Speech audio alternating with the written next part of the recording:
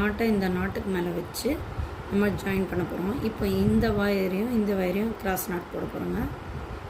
இந்த வயர் இந்த மாதிரி பண்ணிவிட்டு இந்த வயரை இந்த மாதிரி திருப்பிட்டு இது மேலே கொண்டு போயிட்டு போட்டு நம்ம மேலே இழுத்துட்டோன்னா இந்த மாதிரி ஒரு நாட்டு வந்துடுங்க.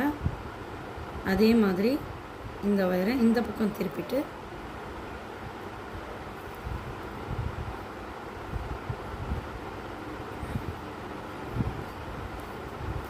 இந்த மாதிரி கிராஸை போகிற வயரை வச்சு நம்ம நாட் போட்டோன்னா இந்த மாதிரி நம்மளுக்கு கிடைக்குங்க.